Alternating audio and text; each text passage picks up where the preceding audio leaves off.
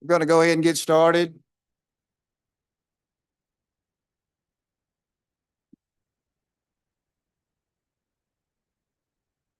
Good afternoon. Good afternoon. We're going to go ahead and get started. Going to open the meeting of the Medical Cannabis Advisory Committee.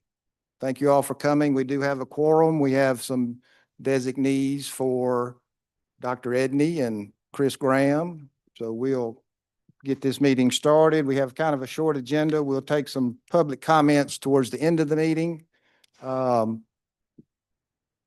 We've got an update, an industry update from Henry Chrysler, if Henry's ready. He is the director of 3MA. He spent a lot of time putting information together, stays on top of the industry. Spent a lot of time also with patient drives this year. So we're happy to have him and look forward to his report. I think he's got a PowerPoint that hopefully got in the system over there. So Henry, thank you for coming. Thank you. Is this on? Perfect. Well, good afternoon, everybody. My name is Henry Chrysler. I am the director of 3MA, the state's largest 501c6 trade organization representing medical cannabis businesses across the state of Mississippi for over 5 years now. I do want to thank the members of the committee for inviting me to present this afternoon. And before I begin, I did want to say that I believe that Mississippi has one of the most robust, compliance-driven, patient-centric medical cannabis programs in the country. And I think is in large part due to the hard work and diligence of our regulators at the Department of Health and the Department of Revenue. I think that they do not get nearly enough praise, especially from this crowd, as much as they deserve. So I just wanted to express that I'm very grateful for their hard work and diligence. And it's been an incredible privilege to be able to have such open dialogue and communication with you guys over the last couple of years to develop some of the solutions for industry challenges. So we look forward to continuing working this relationship together. I've sent copies of this presentation as well as a couple of other documents to Jeff and a few of the members of the committee. But if you want a copy, reach out to me. My contact information is at the end of this presentation. But you can go to the next slide. I figured I would use my opportunity this afternoon to give the committee members just a general update on the state of the medical cannabis industry compared to a year ago. August of 2024, I believe, was the last time this committee met. The 1st of July of this year marked the 3-year anniversary of the first MMCP licenses being issued. So we are celebrating our 3-year anniversary here. In August of 2024, a year ago, the MMCP had a total of 386 licensed entities. This chart's just a breakdown of the entities by entity type. You can go to the next slide. This next slide is August of this year. So because of the program's start in July of 2022, this part of the year is always the most active in terms of license renewals and in terms of change to the overall licensure. Today, we have a total of 373 licenses within the MMCP, which represents roughly a 3.5% decrease year over year from last year. Our program is one of the few in the country that doesn't have a limit on the number of licenses issued in the program. So if you qualify for a license, you will probably receive it. So I think early on, we had a massive amount of enthusiasm for the program. We had a massive amount of people wanting to be involved. And we're starting to see that wane a little bit, and the consolidation in the marketplace is starting to take place. You can go to the next one. So this slide shows the growth of patient count over the last 12 months. We have seen a 41.5% increase in active patients from August of last year. The active patient count as of today is 61,592. And I wanted to take the opportunity to thank the Department of Health for providing the transparency portal to us. Since June of last year, the transparency portal has been publicly accessible through the MMCP's website, and it gives a ton of really useful data points to keep track of the industry. If you can go to the next one. So these next few slides are from a report by one of 3MA's board members, William Chisholm. William and his father run River Remedy Cannabis in Byram. But one of the interesting features about the MMC or the transparency portal is that it tracks both active patients as well as the total number of patient cards issued throughout the program, which gives us a really interesting peek into what we think is a pretty crucial phenomenon going on in this program. And I'll talk about it a little bit more later on in the presentation, but his report highlights a big problem with patient attrition. If you can go to the next one. So here's the active patient count versus total patient count slide. You can go to the next one. So he ran an analysis, or River Remedy ran an analysis of 1,500 active patient cards and tracked them over a 6 to 12-month period. And what his report shows is that at that 6-month mark, you have basically a 10% fall off rate. And then if you combine it at the 12-month mark, you're looking at a basically 45% fall off rate. So as it stands, I think, we're looking at losing about 37 patient cards every day moving forward for the next 12 months based on the rate we have been losing them. I do want to point out that I think, part of this attrition might be attributed to patients having their cards lapse, but then going to get another card and being issued a new patient card or a patient number. But I don't think that can attribute for the entirety of that 45% attrition rate. So that's just a pretty staggering number. You can go to the next one. So this slide just shows the top 10 counties in Mississippi by patient population. As you probably could have guessed, the places with the highest populations also have the highest patient populations.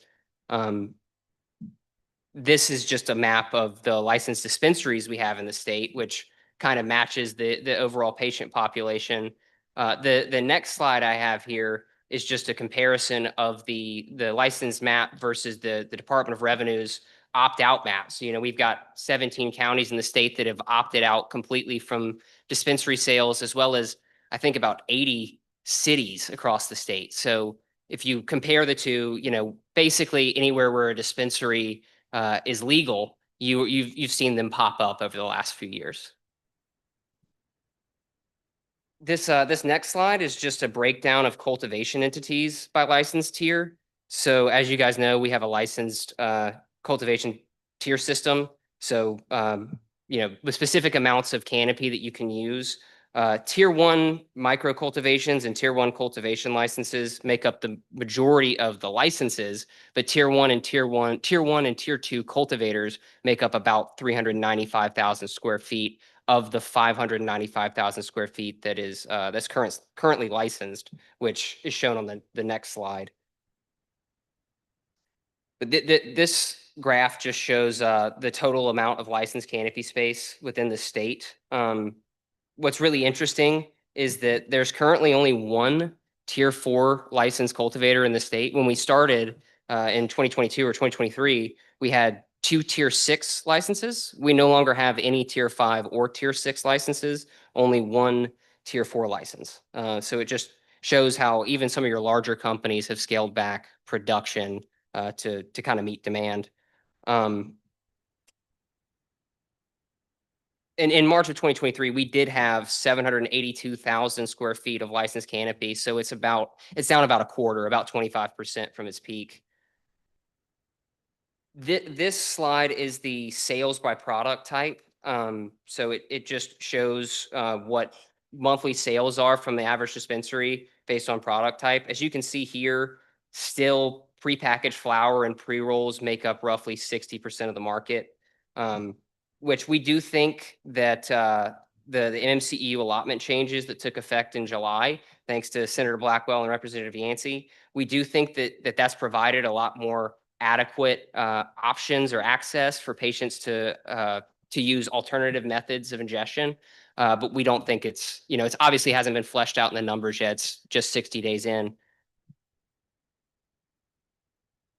So this next slide is also from River Remedy's report. It just shows the average monthly spend on medical cannabis from a patient, and it stayed pretty consistent at around $200 since Q3 of last year. According to the Department of Revenue's fiscal year report on medical cannabis sales, the program saw around $118 million in annual sales last year, or in fiscal year 2025, which represents about a 58% increase since last year. Actually, these next couple of slides is from some 3MA's State of the Industry survey. So we conduct an annual survey every year for MMCP license holders to try and help put together a lot of this data. Unfortunately, over the last couple of years, we have not had the best response rate, but we did have about a third of the licensed processors in the state respond to the survey. So I thought that was statistically significant enough to include in the report. But as you can see from here, the production cycle is pretty evenly divided. The next two slides, I didn't really know, how to update you guys on transportation and disposal. From what I really understand, there's only a handful, maybe 3 or 4 independently operated transportation companies in the state. The rest of the transportation licenses that you see are held by vertically integrated companies or, cultivators or processors that just happen to have a transportation license to do spot deliveries or whenever they can't schedule a legitimate transport from a third party. Disposal is very similar. There is literally only one independently operated disposal company in the entire state.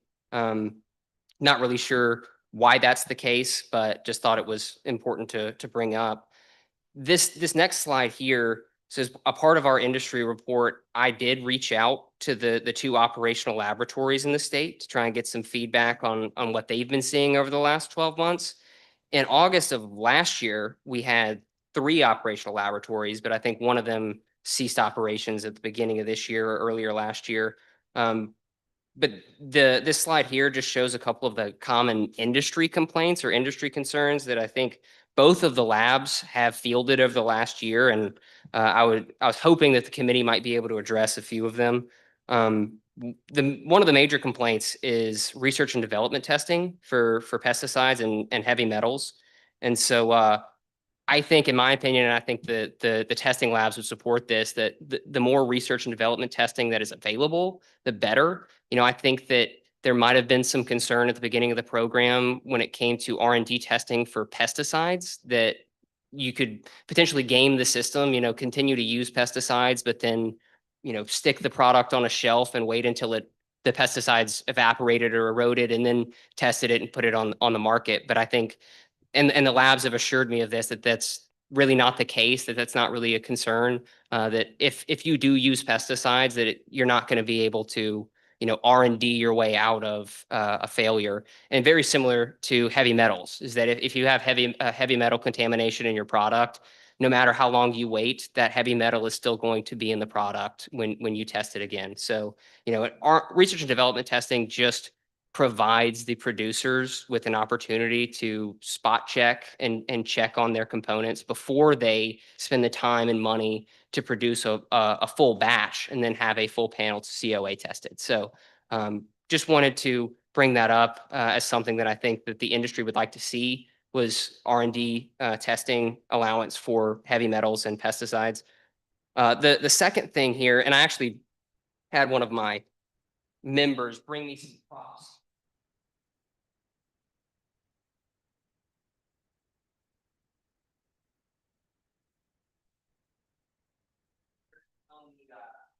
Disassembly of vape hardware. So I think recently the Department of Health sent out guidance to processors regarding getting their vapes tested. The problem is the guidance basically requires producers to submit manufacturer specific disassembly instructions for vape hardware.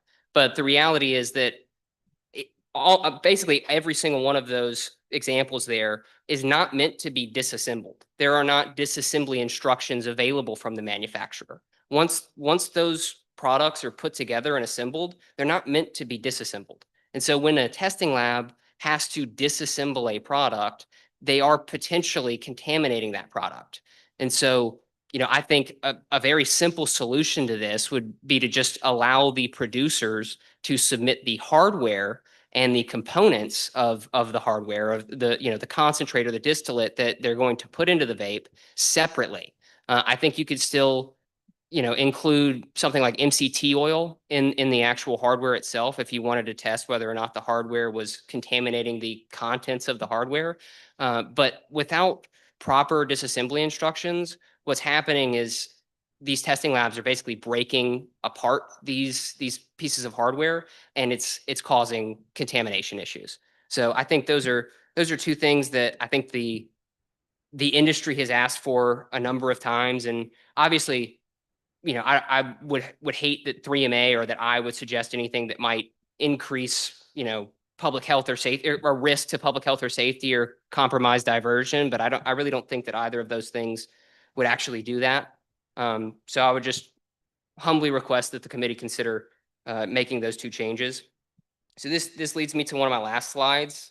This is an outline of 3MA's policy goals for 2026.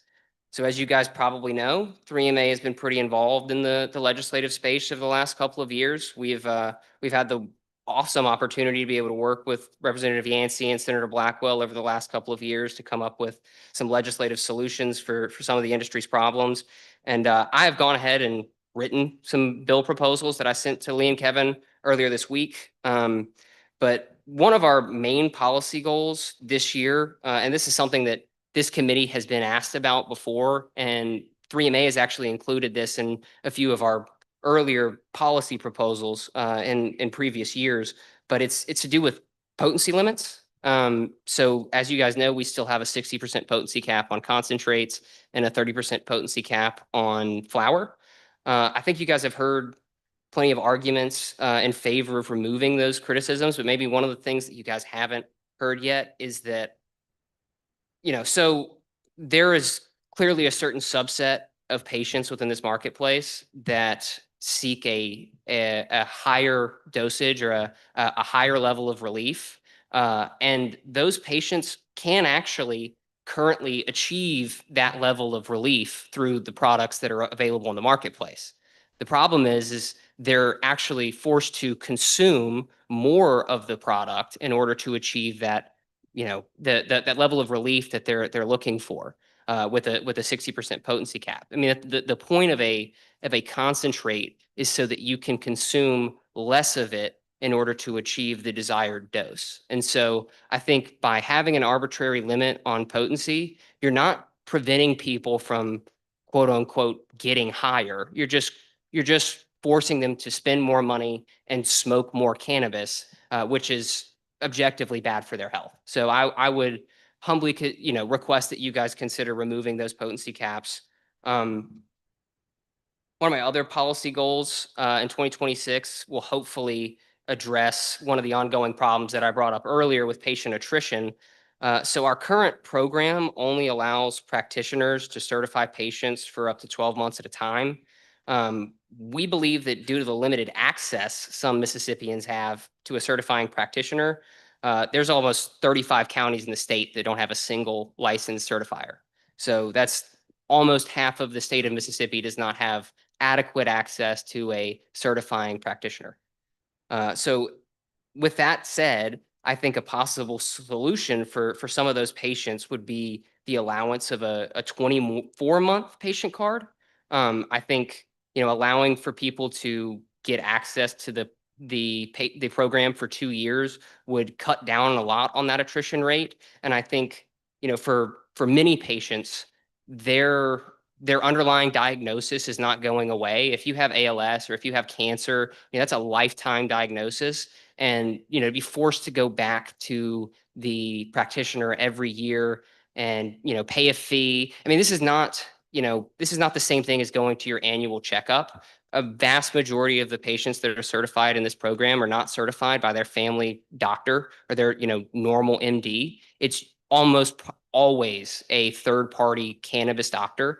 And so if you have to travel and go 10, 15, 20 minutes, 30 minutes, 40 minutes to find a licensed practitioner every year or every 6 months, that is a barrier to access. So I would humbly request that you guys consider at least optionally extending the length of a patient card to 24 months, and to also potentially remove the statutory 6-month follow-up requirement.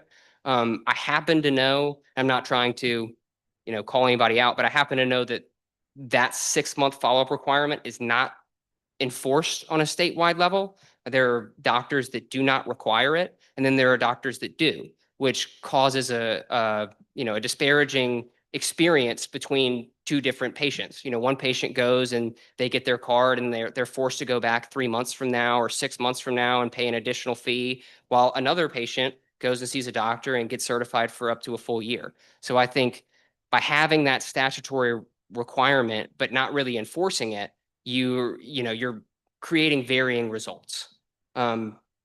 This last policy proposal that I have is actually so there's been a significant amount of discussion over the last couple of years, really since the inception of the program, surrounding adding qualifying conditions. And I wanted to take this opportunity to give a shout out to the National Center for Cannabis Research and Education and the Cannabis Advisory Committee at Ole Miss, who are actively working to review evidence in support of adding additional conditions. And while we do think that research is extremely important to help further the effectiveness of medical cannabis as medicine, we do think that there are Mississippians that are currently suffering and could find relief through this program if it wasn't for the qualifying list of conditions leaving their condition out. And so we would fully support implementing a right to try amendment that would allow practitioners to certify patients for any condition that they believe that traditional methods of treatment might be ineffective or less effective. We believe that Mississippi practitioners are licensed, trained, and capable of determining the best treatment option for their patients without needing to rely on an arbitrary list of conditions determined by a legislature. We have gone ahead again and drafted these into bills and distributed them. And we look forward to hopefully working on some of these policy proposals with you guys going into the 2026 session. You can go to the next one. So that pretty much concludes, but I did want to take an opportunity to thank the Department of Health again for the opportunity to work so closely together over the last few months on the Planting the Seeds of Understanding campaign. I think it did a lot of good to provide access or awareness and education to some underserved and needy communities within the state. And I just wanted to encourage our legislative attendees to continue to support the Department of Health and the Department of Revenue by providing them with adequate funding so that they can continue to, provide those opportunities to expand and grow the program. I think any money that goes back into these programs is used for good, and the program does generate tens of millions of dollars a year in tax revenue for the state. So I think it's only fair. But with all of that, I did want to thank the members of the committee again for allowing me to present. And if you guys have any questions, I will be in the audience, and my contact information is on that last slide there if you wanted to share it with them. But thank you guys.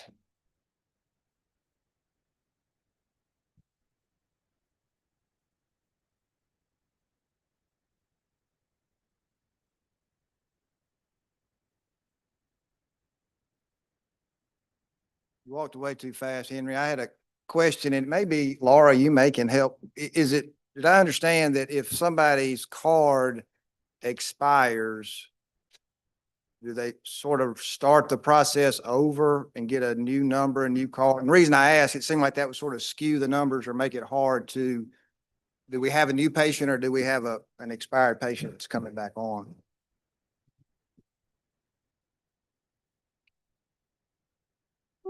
Oh, there we go. So there is a window where they can get the same number back. It has to be expired for more than 30 days for them to have to start and be reassigned a new patient number. Okay. So some of those patients, that expire, if they catch it in that window, they are getting the same patient number back.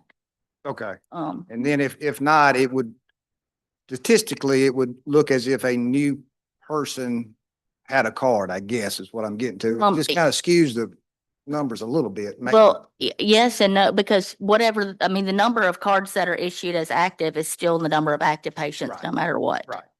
But Don't know if it's, Um, um,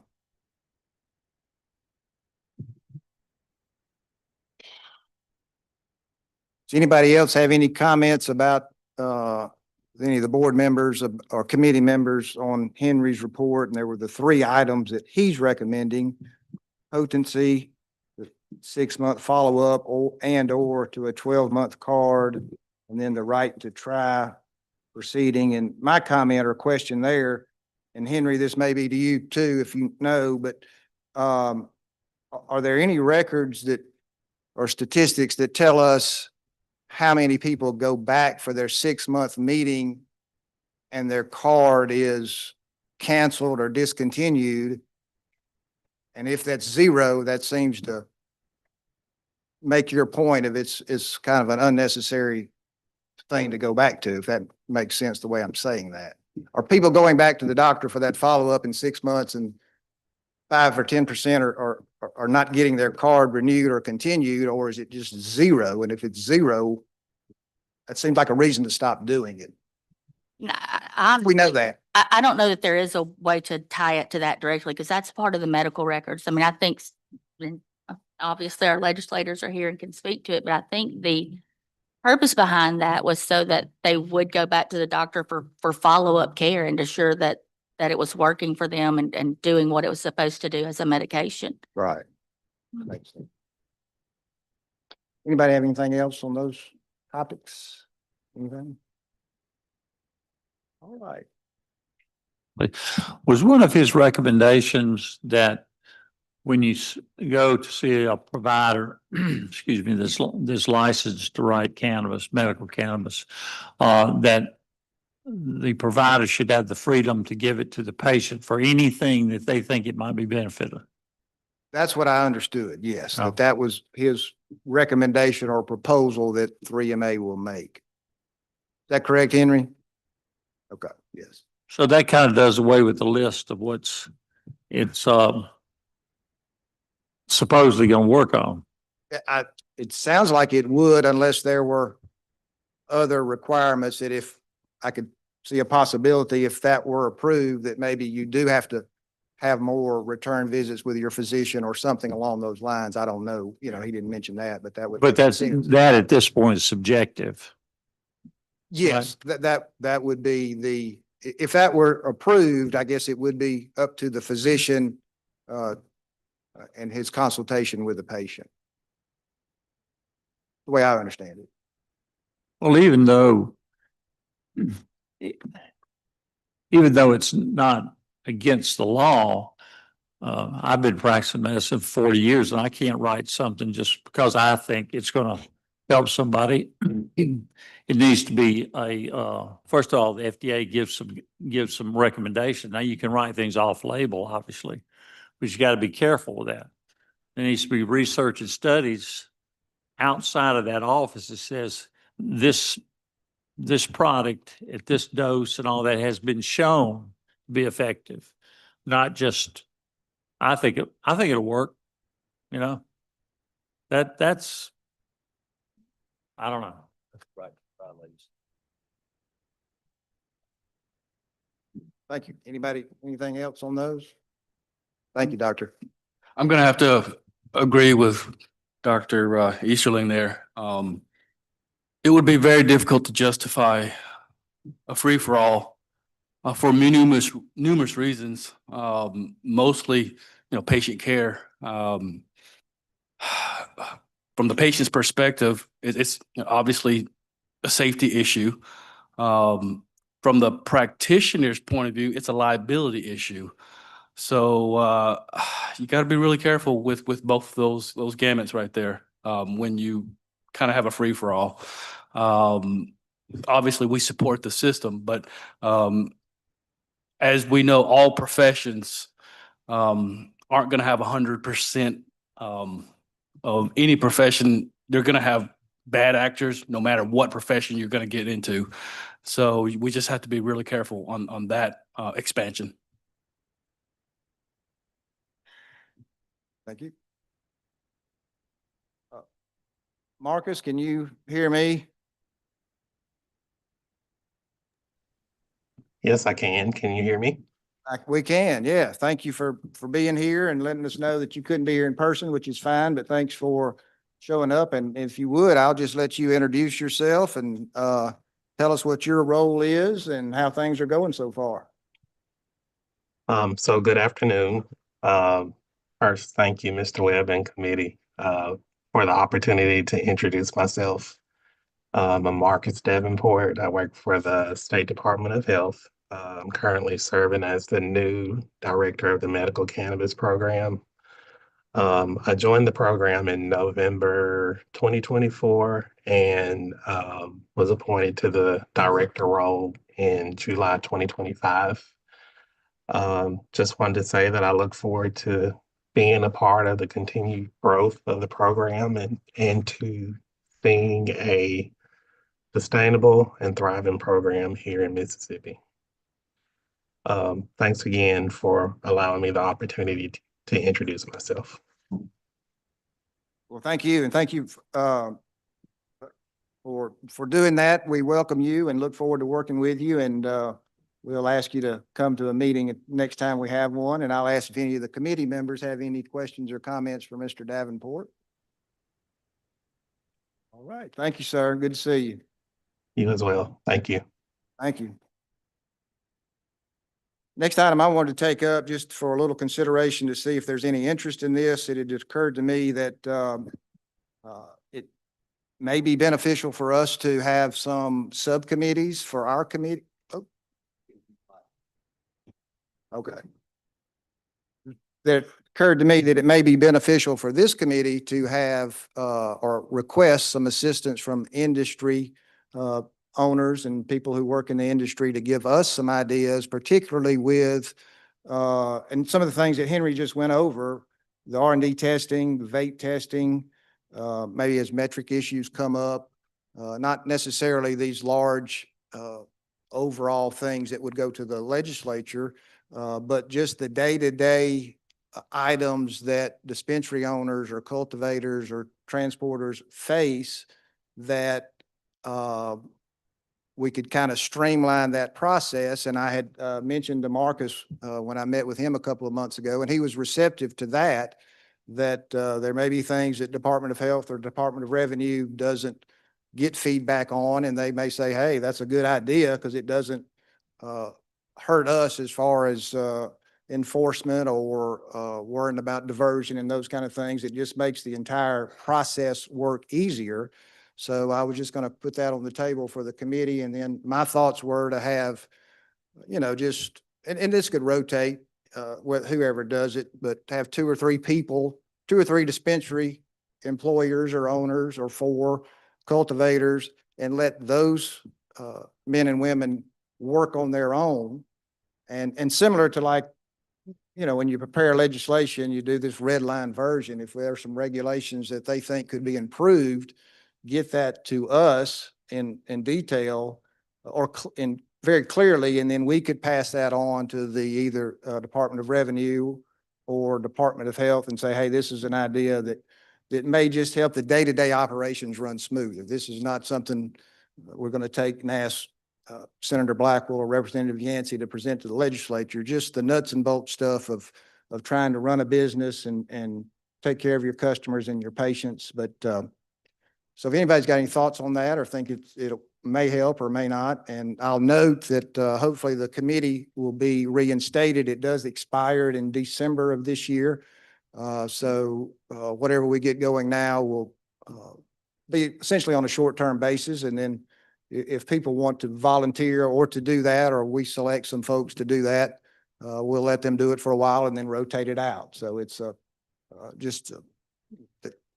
people on the committee, we don't know day-to-day operations as to what's happening in your store or your cultivation.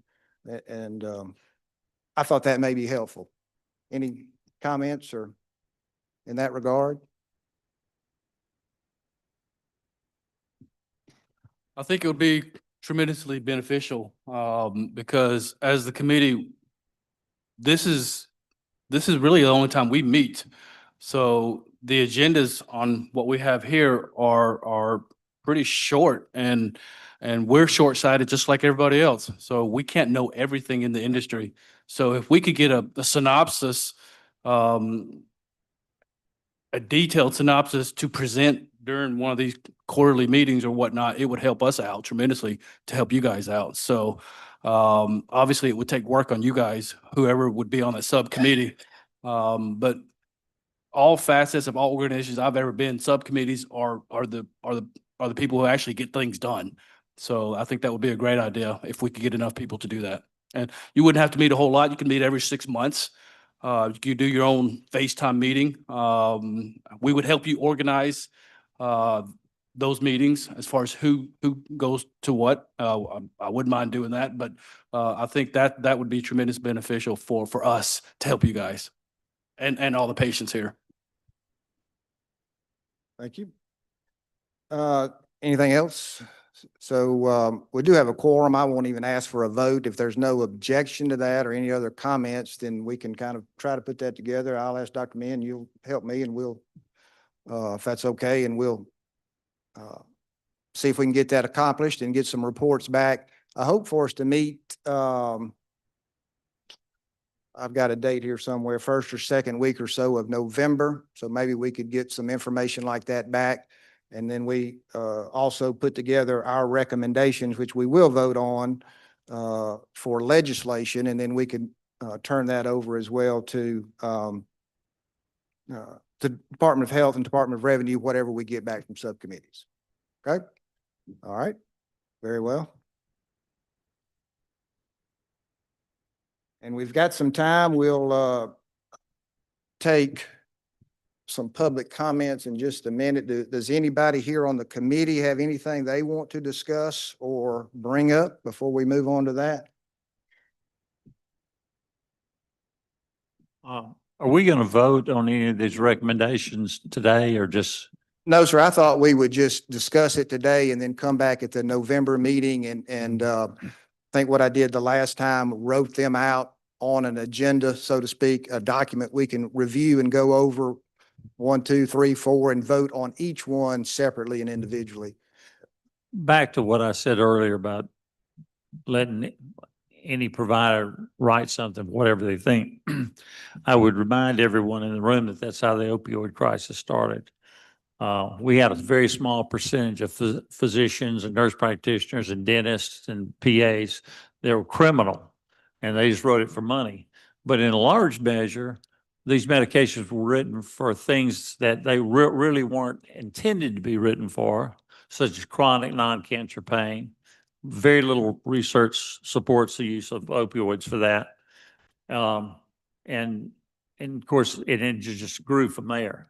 And I mean, I'm not saying the marijuana thing would work out that, but you just have to be careful with letting any of us do anything we want to. You know, I guess I could write a blood pressure medication if you had diabetes, but after being on the medical board for 12 years, I think you'd be coming to Jackson to talk to some people. Right. You know, now there's no law against it, but the regulatory boards follow the law, but they also have rules and regulations that aren't in statute. So. Very well. We'll, and some of the committee members may have suggestions too, but we can itemize each thing that people have asked about and go through those one vote at a time at our next meeting. But there's no vote on that today, just a discussion. Thank you. Anybody have anything else?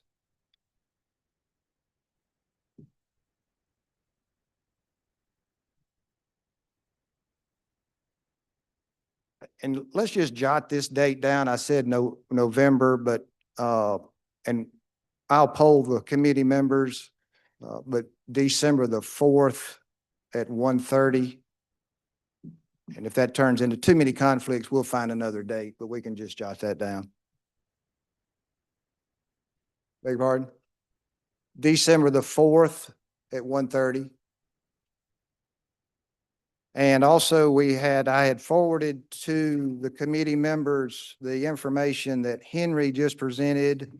That also included the report from Will that he noticed from River Remedy, So that's been provided. And then there was also another document sent to me from Ms. Federhosey, Patient Voices, and that's also been provided to the committee members as well. Does anybody, would anybody like to address the board? Or the committee, I keep saying board, but anybody here have any comments they'd like to make? And if you would, if we'll just ask you to come up here so that anybody on Zoom can hear you.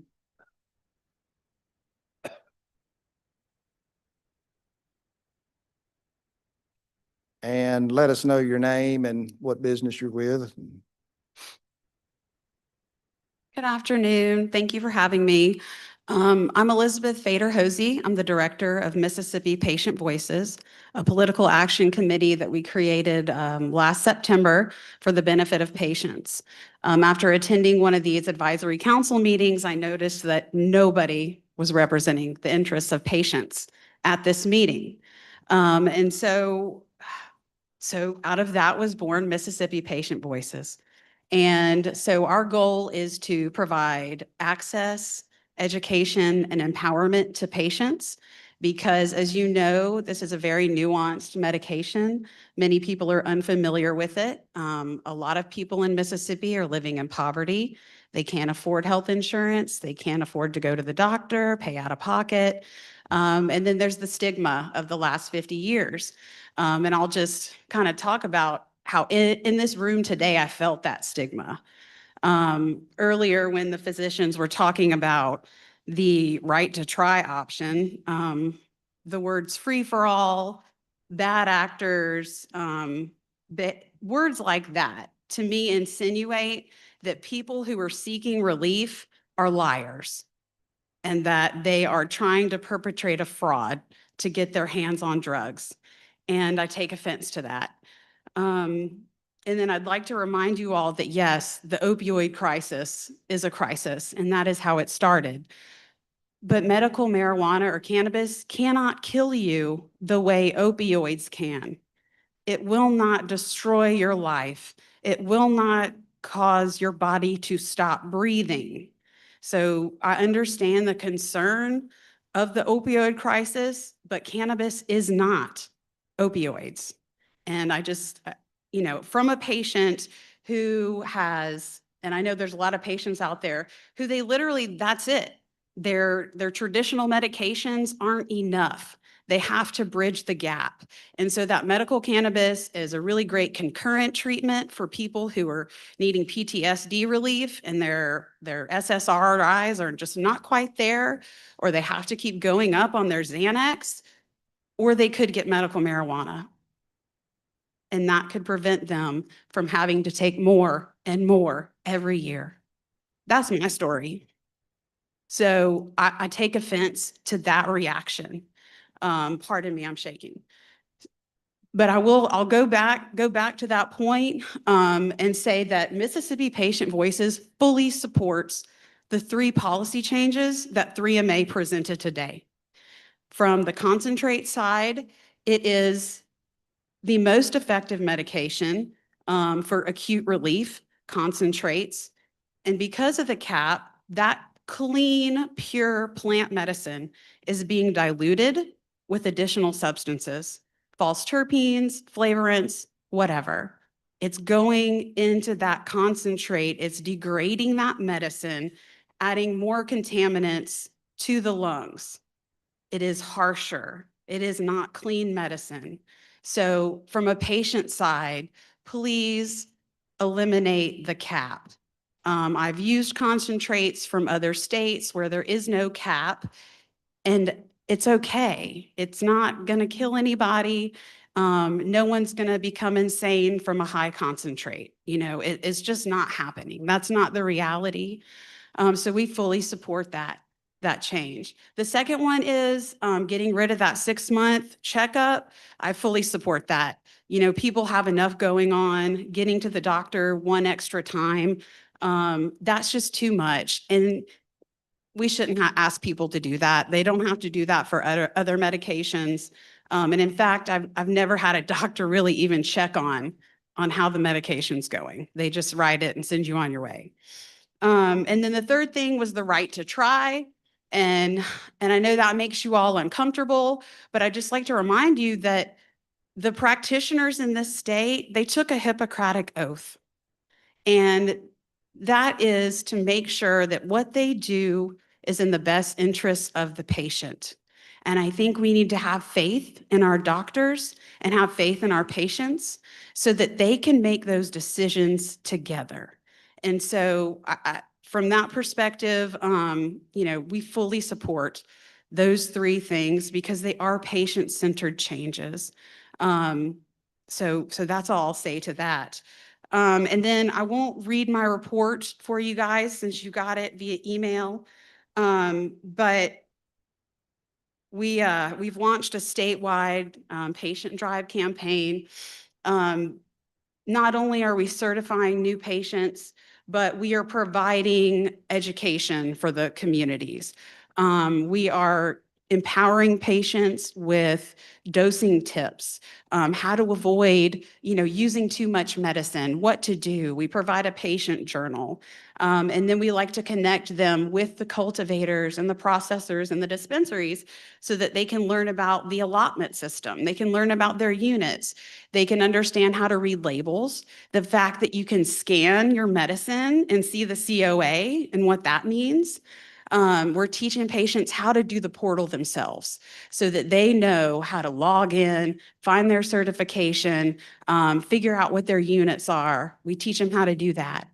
And we've had a bit of flack. There's some confusion, I think, from the Department of Revenue side about what a dispensary is. In terms of, is a person at a table wearing a dispensary t-shirt educating the public, is that a dispensary? I don't think it is. But until we have some sort of black and white definition that tells me a rep in a t-shirt somewhere else where there's no product and no sales, is that a dispensary, right? We try to have an array of providers and business people so that there's no influencing. We just want people to have options so that they know what a legitimate dispensary is, and they're not just going to go up to the place that has legal weed, Dr. Feels Good, candy shop, all that.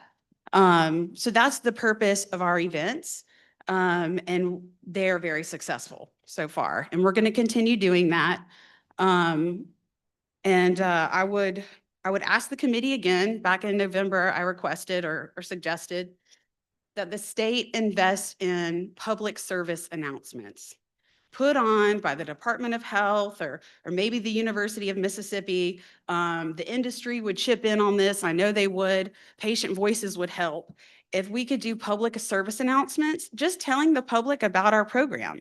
Hey, we exist. This is an option. Talk to your doctor, or just know that it exists, right? And just talk about patient rights and the rules, and that would help a lot of people understand that we do have a legitimate program.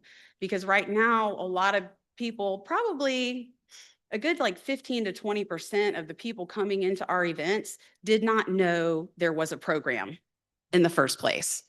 Because we do surveys and we're like, why haven't you got your card yet? I didn't know the program existed. So again, I think if we could all work together and do some public service announcements, I know the Planting Seeds of Understanding grant contemplated public service announcements. So we should really get the ball rolling on that. I think that would help. And like I said, I think every person involved would chip in on that if the state's worried about budgetary stuff. And I will touch again on the stigma, right? By regulating medical marijuana the same way you regulate alcohol, there is a guilt by association. There's this insinuation that the marijuana is also recreational. So just for optics and for people to really kind of understand and separate marijuana from recreational use, I think it might be, there could be a better way to regulate or categorize that. So that it has its own category. And I don't know if we have any regulations for pharmacies. Maybe that applies more than, this strict advertising ban and likening it to alcohol, because it's just not the same. And then, of course, we also like to see the state eliminate the 2-doctor requirement for persons who are 21 and over. And an easy way that we could do that is just kind of categorize those people as otherwise emancipated by Mississippi state law. So if you're a full-time military, if you're working for yourself, you're married, you've got kids, you're 22, you're an adult. Okay, as far as Mississippi is concerned, you're an adult. You shouldn't then be treated as less than adult by making them go see 2 doctors. So that's our recommendation for that. And then, like I said before, we talked about adding conditions or relying on the Americans with Disabilities Act. But the right to try language, I think would cover that. And I have faith in doctors to do the right thing by their patients. And I have faith in patients. So that concludes my report. Thank you so much.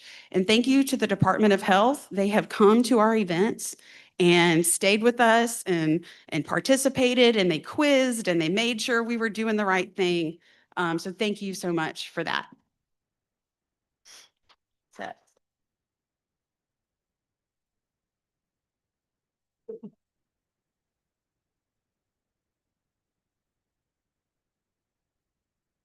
Mr. Chairman, I've got to go a bit.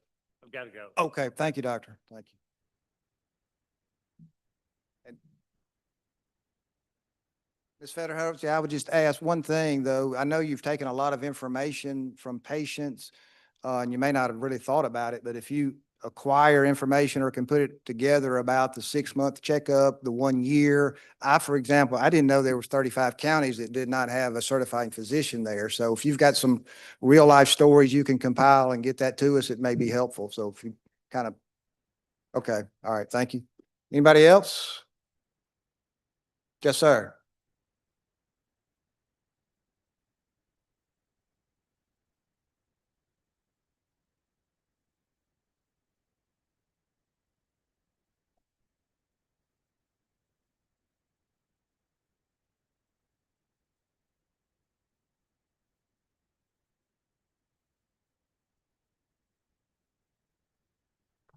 Good afternoon. My name is Deverell Galloway. And I really wasn't coming down here to say anything. And I'm looking around the room with my peers, and I felt the need to just say something after I heard these people speak. You see, I am the story, and I'm the reason that medical cannabis exists in Mississippi. I'm 100% service-connected disabled veteran. I served in the first Gulf War. I became injured. Subsequently, I had spinal surgery in 2019. I was on a lot of opioids. I was getting about 150 a month in the mail through the VA. No questions asked. Just send them, no checkup, no follow-up. I went from 270 pounds to about 435 pounds. Today, I weigh 333.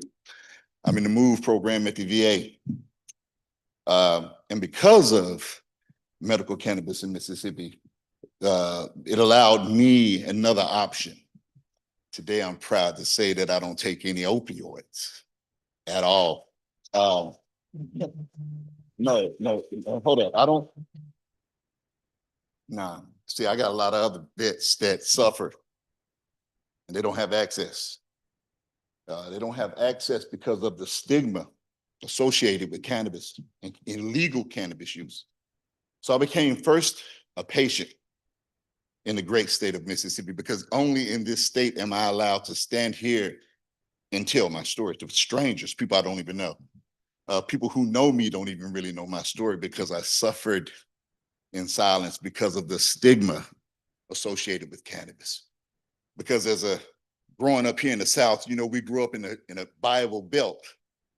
And I grew up on This Is Your Brain on Drugs. I saw that commercial with an egg, a frying pan, and grease, and Nancy Reagan, bah, shh, this is your brain on drugs. That's all I ever thought about, my brain on drugs. But the worst drug that ever put into my body was put into my body by the government that I served. And it was opioids. It left me numb. It left me without emotion. Subsequently, I was diagnosed with PTSD. Being on opioids didn't help with the PTSD, right? And again, being a veteran, and I've served in the military, I worked for the United States Postal Service. I was an educator. I am a parent. I'm a friend. I'm a confidant. And I also am a cannabis user.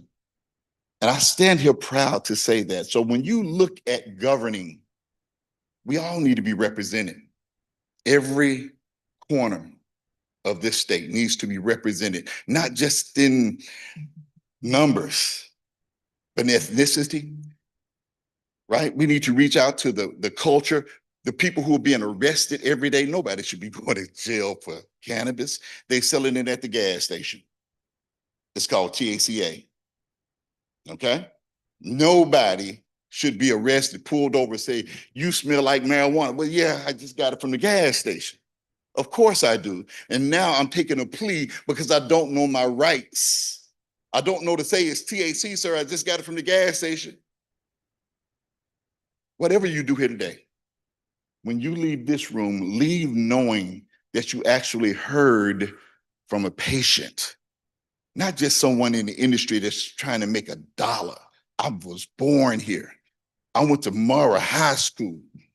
I then went to Jackson State, the Jackson State University. I also attended Ole Miss for a little bit. You know, I touched down all over.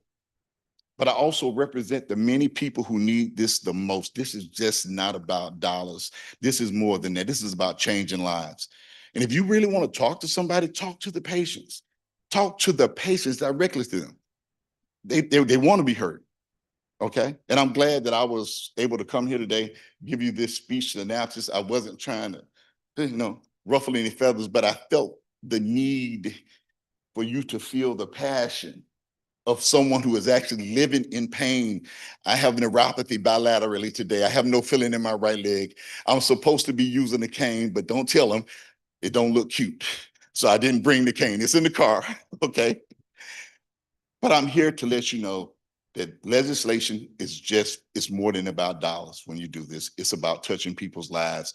Also, the 84 grams is not a lot. I just want to let you know. You could go higher with that. People who use cannabis, they're not breaking into banks. They're not going to get so high that they forget what they're doing. They're going to be left alone. They're going to get hungry and they're going to go to sleep. I'm going to sleep when I leave here. Okay. Thank you for having me. All right. And I bid you good evening.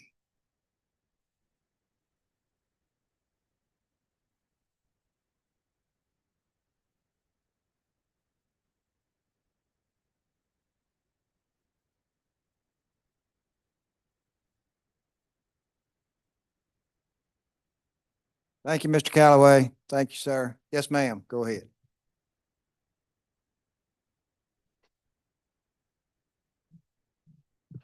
Hi, my name is Diana Odom. I too am a patient. I am new to this. I had never used cannabis before in my life. I grew up the best good girl. And I went to high school with Miss Fader Hosey and learned more about the cannabis program through her efforts. And I wrote something just in case there was an opportunity for me to say something because my story is so similar but so different. In a totally opposite way, but we're both patients and we're connected in that. And I love that. Medical marijuana has helped me live.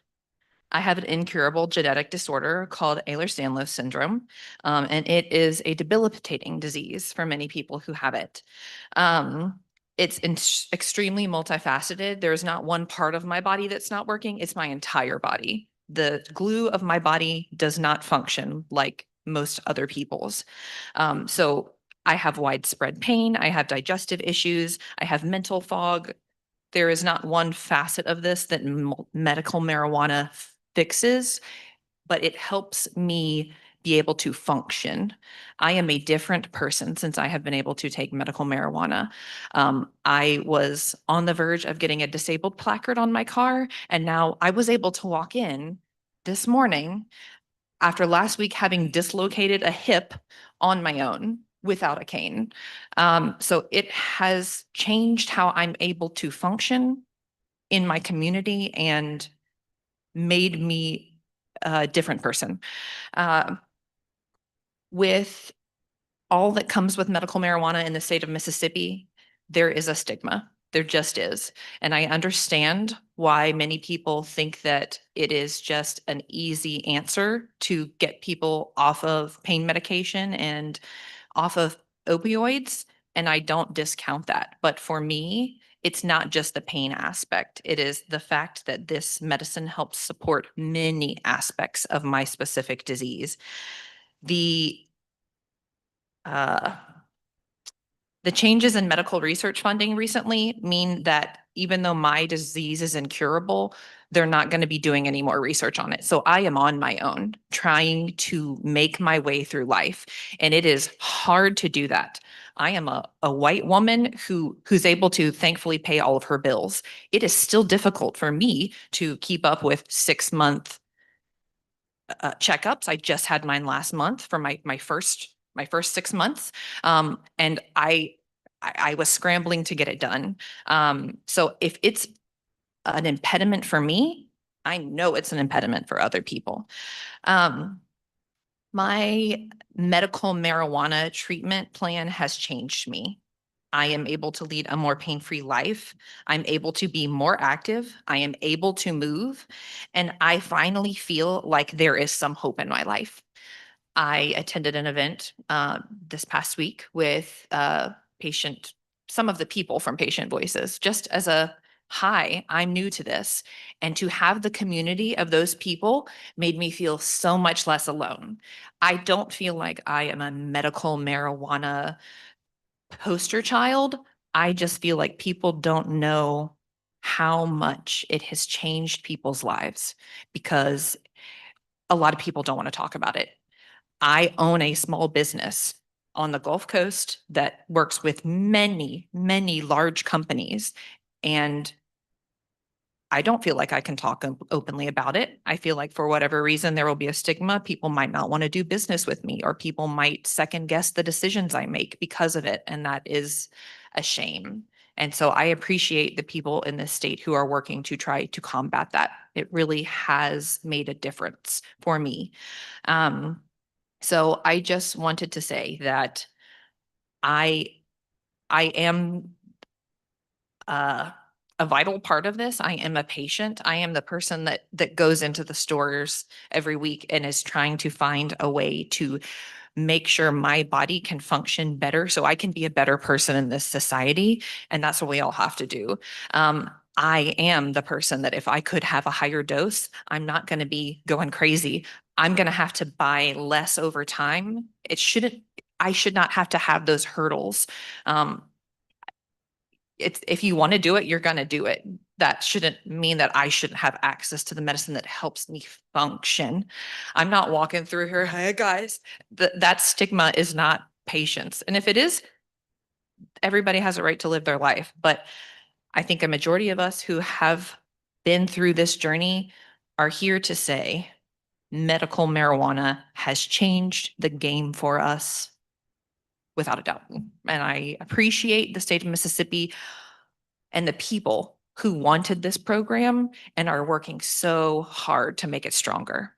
So thank you for your time.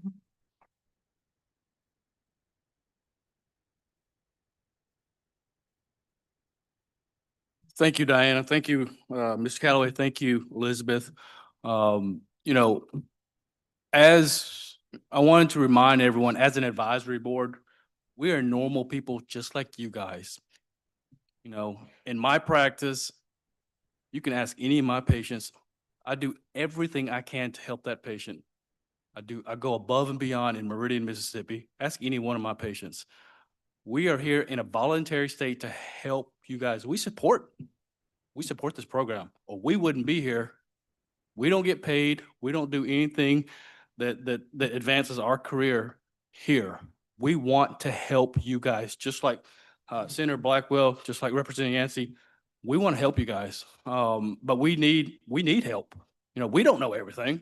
We don't know the industry like you guys know. So, you know, we want to make sure that the program advances. As far as the stigma, I understand that, but think in mind, this is a relatively new program. Just from a psychological point of view, any new program takes time for people to change their perception of anything. And so I do think over time, perceptions, stigmas will get more relaxed, will get more comfortable. You can go to any state that has had the program longer than we have, and I think you'll say this, you'll ask those citizens and they'll probably tell you that, yes, the stigma has decreased dramatically. You know, we don't mind addressing all of these issues and to present it to the legislators. But again, you know, we always need help. So we appreciate you guys being here and know that, again, we're not against you. We are for you, okay?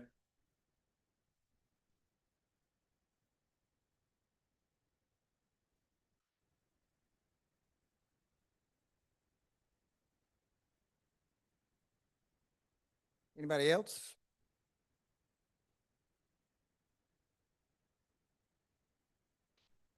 I thought you were taking a left for a second. I wasn't sure.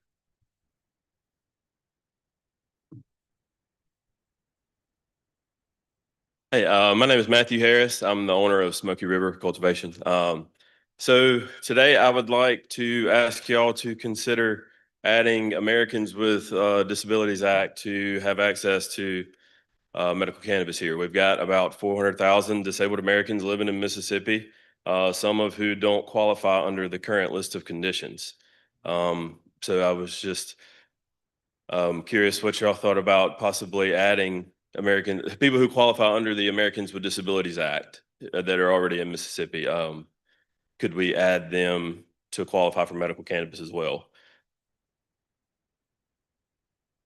I know that's been discussed, and I think it came up last year, and last year there was some language in a bill, if I'm not mistaken, that referenced anxiety and insomnia. It didn't do that part, but I know that has been discussed, and that's also an option that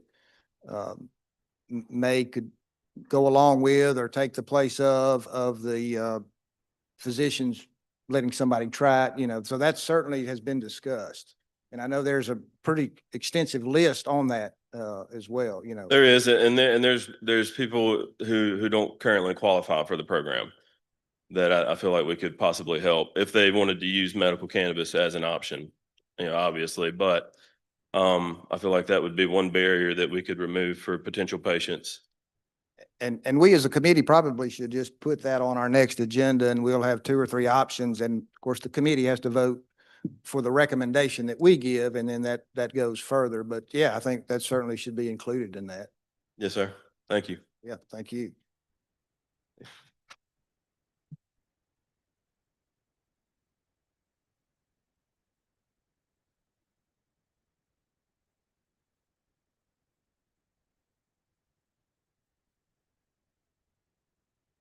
My name is Laura Rushing. I am the general manager of Dab's Cannabis Dispensary over on Lakeland Drive. I've been in the industry for about 2 years and a month now. Very proud to be in this industry, and I've seen a lot of healing and a lot of things within this industry that I feel like I have the right to speak on. And I'm shaking in my boots. I know this is the Lord sending me up here because this was not by my plan. My boss let me come up here to speak. So I know this is not by me, but the last month, my stepfather passed away from leukemia and myeloma. And he battled for 3 years. I'm so sorry, my emotions. Lord help me. He battled a very long time in the hospitals with chemotherapy and red devil chemo. And it is a chemotherapy that people wear hazmat suits to give these patients. My mother was there by herself with him alone. I was in the industry, unable to be there all the time, but I had patients like him who were informed and were able to be prescribed cannabis. And he was not informed by a lot of his doctors, whereas he had the trust to trust them. More so, they were stigmatized. Thank you so much.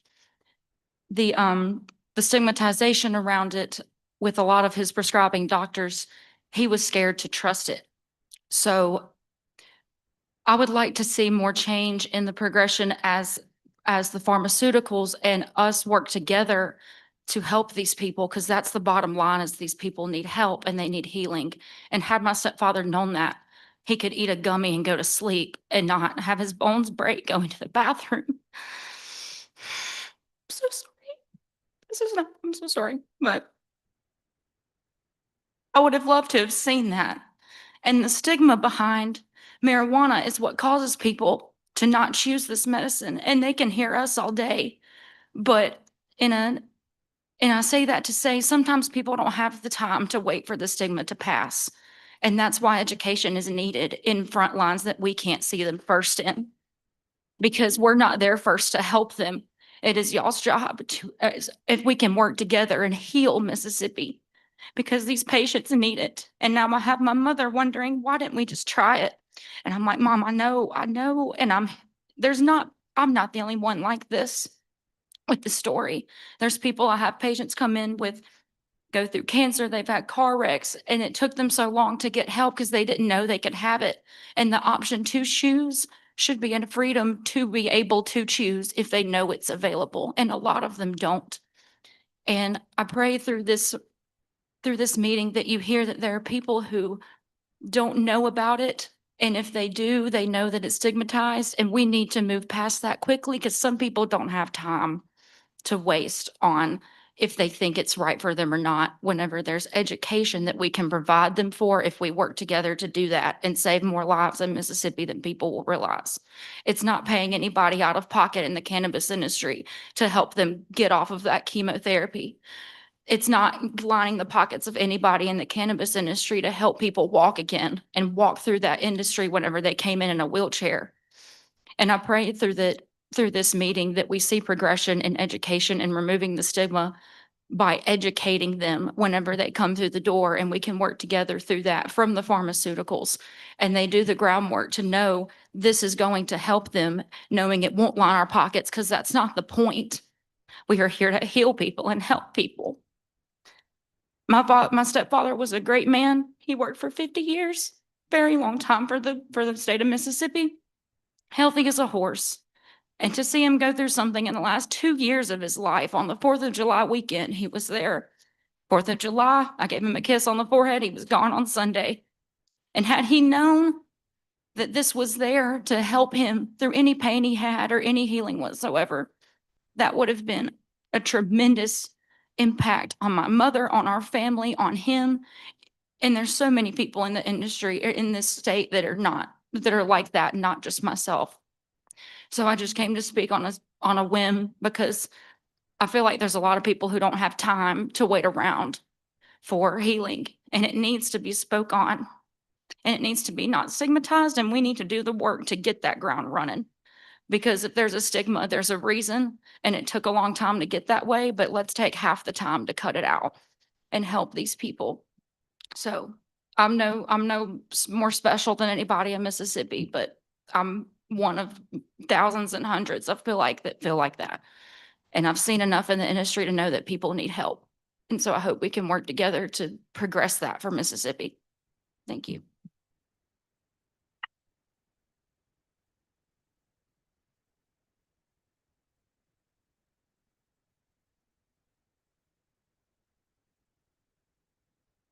Thank you, Lauren.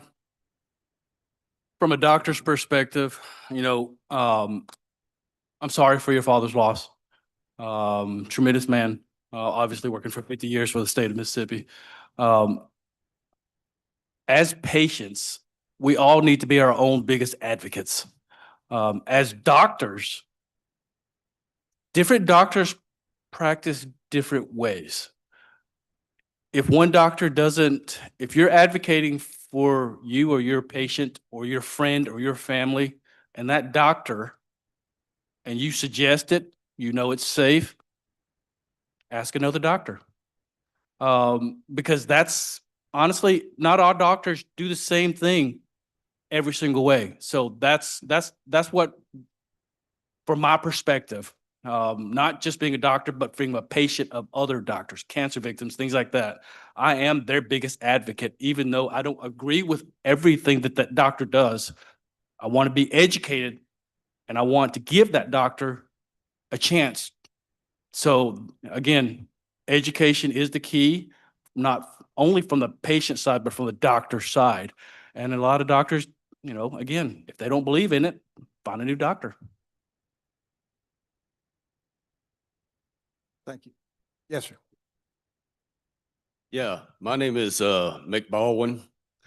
I'm one of the owners of Tortuga Cannabis Company in Petal. And a couple of comments that have been made today were really off key. One of them, the willy-nilly, having doctors just be able to prescribe whatever. They do it all the time. They've done it to me. I'm 58 years old. Yes, I take meds like all 58-year-olds. And they have prescribed me stuff and it didn't work. So I go back to the doctor and I say, hey, this does not work. Okay. So it's a pretty common practice in the medical industry. Personally, well, a little bit, I'm an absolute wreck. I've had a knee replaced. I need to have another one replaced, shoulder rebuilt twice. And my product of choice is RSO. RSO in its pure form is one of the greatest things on the planet. I've worked all over the world. Most places in the world do not allow chemo and radiation because it has such a low success rate. However, one of the things they do allow is RSO. If you want to get cured of cancer, you go to Mexico. First thing Mexico puts you on is RSO. And I know this to be a fact because a friend of mine's mom had a choice of either chemo, which she couldn't afford, or dying. Well, a little research, she went down to Mexico, and to this day, she is cured of cancer. RSO is an antimicrobial, it's an anti-inflammatory. It stops the production of cancer cells and it shrinks tumors. So why would we not want a product like this in its purest form? Why do we have a 60% cap where we're saying, hey, we're only going to make this product 60% positive. The other 40% of it, we're going to do away with. And, you know, I think that a lot of people could benefit from it. As we all know, there's no money in a cure. There's money in treatment.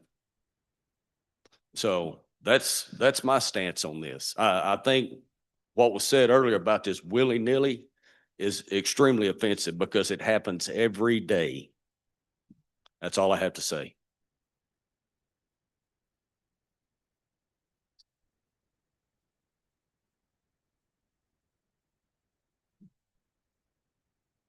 Right. Yes, sir. Yes, please.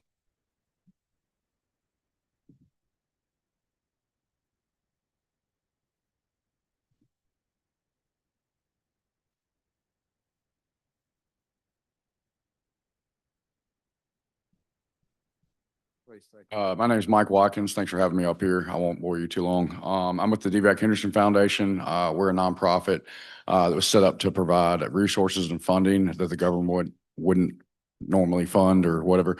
We deal with veterans, first responders, terminal patients, and low-income families in the state of Mississippi. Mississippi has roughly 175,000 veterans. I want to, give another round of applause to Mr. Devereaux for getting up there and sharing his story. That took a lot of courage.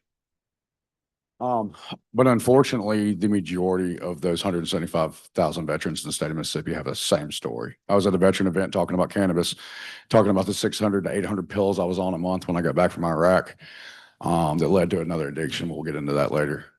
Anyway, I was talking to this gentleman about it and he rolled up, he said 600 to 800. Is that it? He pulls out his sheet and it was like the old scrolls back in the Bible days, you know? So again, you know, let's keep the conversation about, you know, doing more harm. And again, simple Google search to take a phrase from Tate Reeves is, will show you that there's never been a direct cannabis overdose death ever. So the other thing I want to talk about, one of the things we really want to work on is we want to help fund, you know, patient drives and other educational events. And if y'all get billboards and public service stuff, we will help fund that as well. You know, do anything we can to raise money for that. We did get our tax status back from the IRS. I was happy to open that IRS letter. So we are tax free. So every donation from the companies and from anybody else that wants to donate is tax free, and 100% of those funds goes towards cannabis, you know, programs that we administer or that other people administer. Additionally, the caregiver entities, I think that's something we need to talk about. It's not being utilized the way that we'd all hoped. You know, there are some, I've seen the little old ladies, you know, in the cars getting out of the van, you know, at some dispensaries, but it's very rare. The thing we want to remember too, when we're talking about right to try, kind of ties into this as well, is that doctors aren't prescribing medical cannabis. They're recommending it. You can recommend weight loss. You can recommend exercise. You can recommend reading a book as a doctor. If somebody reads a book and goes and kills somebody, or if somebody runs and breaks their ankle, you have no liability of that. So I want us to get back to that kind of legal barrier thought process, is that it's really not there. So the argument that y'all are making is kind of moot. It doesn't exist, I guess is my point. So you're not actually prescribing something, so your liability is less. You're recommending something. I can recommend something, whether you do it or not, it's up to you. And how you do it is up to you. If you break your neck running, that's not my fault as a doctor for prescribing you to go run. So I want to be honest about the practical application about some of this. And I'm going to save some stuff for Mr. Easterling, but I have a hard time taking advice from somebody who sells the cure and this problem. And that man's got clinics that does both. But again, I'll wait till he's here and can defend himself. Lastly, we do work together well. The people at this board, the senators in the House, and everybody that's here that's representing, we are the ones that actually give it, you know what I want to say. We have got to work on everybody else. If you don't, I've been saying this since day one, since we were getting signatures for this program, for the first law that got kicked down. If we do not call your senators, if you do not call your House representatives, if you don't call your freaking city council, your supervisors, your redneck buddy that ran for office as a joke that got it. If you don't call those people and tell them what your problems are, what your stories are, they want to hear from Mr. Devereaux. They want to hear from everybody here. And they don't know what they don't know, just like this doctor said. He's not in this every day. We as a community have to educate them because they're hungry and starving for knowledge, as you were just saying. So again, I just wanted to announce that we have our nonprofit set up. I want to announce these couple things about the caregiver entities. I think that they could be utilized more if we figure out some kind of way, because it's not a prescription, because it's a recommendation, they're not wanting to move forward with it. So maybe figure out some kind of caregiver entity that could work out that, or you know, I guess plussing up or beefing up the caregiver, you know, section of this could really benefit a lot of the rural patients and things like that. And lastly, I'm sorry, I forgot this. So you're 100% total permanent, correct? I'm 100% total permanent as well. It's like a veteran who lost his leg. He's not going to grow it back. Why do we have to keep going back to the doctor? I'm not saying we shouldn't check in. I'm not saying we shouldn't do telehealth. I'm not saying we shouldn't do surveys or whatever we need to do to keep this going. But why do I have to spend up to $400 a year? I know the patient, they've dropped, but up to $400 a year for a card for a condition that's going to last the rest of my life. So I'll leave y'all with that. Thank you for your time, and God bless.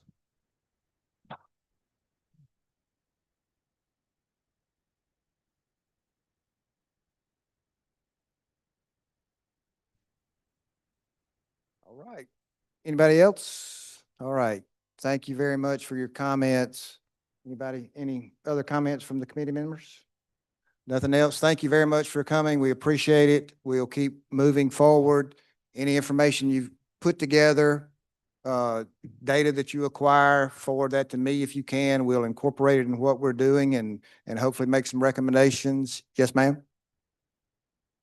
My email, jeff.weblaw@gmail.com.